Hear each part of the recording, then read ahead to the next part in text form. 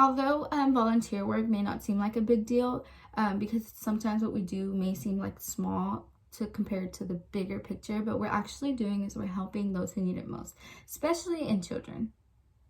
So helping a child go through a rough time is something we may all be able to relate to, whether you're helping your brother, your cousin, your sister, anybody which you feel like you know and you've kind of been there and you know what to do in that circumstance. So after extensively researching child abuse and volunteering at a local advocacy center, I feel confident enough to share with you guys the information I've gathered and my experiences along the way. So through my volunteer work at Scotty's House, I've learned about the many ways you can help a child going through child abuse and what their life actually consists of and the struggles they see every single day. So the story behind Scotty's House is very deep and hard to talk about, but it's definitely well knowing and for others to know as well. So I've learned many ways that I can help them, and I've learned the ways that I'm actually impacting their lives. So this nonprofit organization is something that I'm going to keep volunteering for even after this class, because it's something that I feel like I can keep doing, and it really touches my heart to want to do more for them. So Scotty's House gets its name from a 4-year-old boy who was shot by his father. So according to scottyshouse.org, 7 months after being abducted from his daycare, 4-year-old Scotty was shot to death by his father, who was a doctor. So it's also something that wasn't very expected, because his mother was also a doctor. So his mother's the one that started the organization in 1995 in memory of him and in memory of all the other ones who've lost their lives to child abuse. So on their website, their mission includes to provide safety, healing, and justice for children victimized by abuse through a professional assessment, counseling, and education, with a compassionate and collaborative approach. So how it works is Scotty's House is a middle group for law enforcement, CPS, lawyers, doctors, anybody that needs to know the story.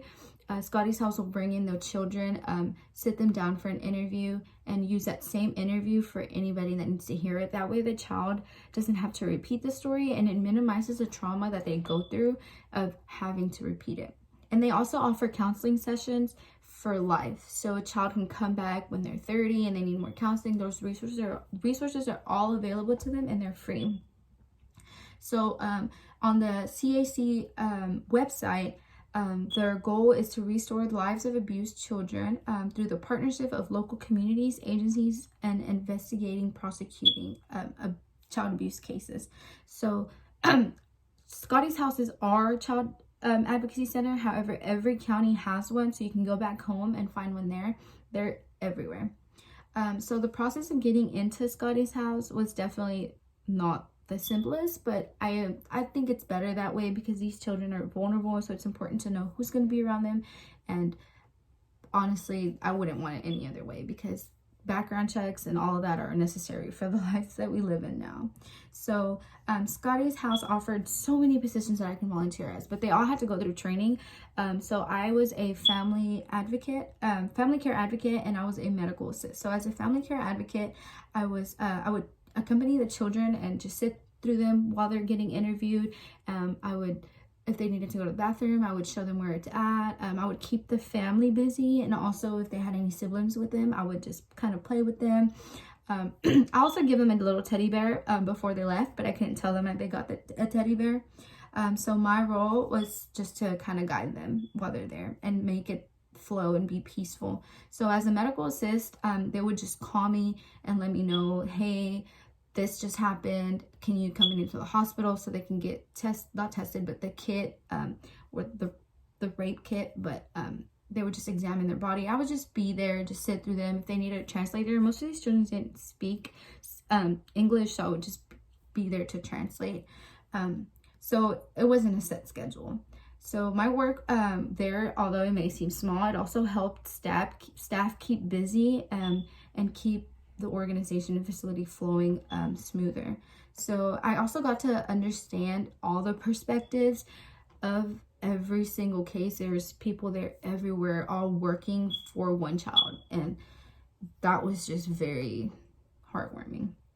So according to childhelp.org, volunteering at a CAC is actually letting you see firsthand the impact that you can make. So being able to give back to the community is something that everybody here has experienced, and honestly gives off a good feeling of helping. So it has also been more clear that child abuse has no gender, race, religion, or socioeconomic status. It goes for everybody. So being able to work with these children is something I'm grateful for and I will cherish forever.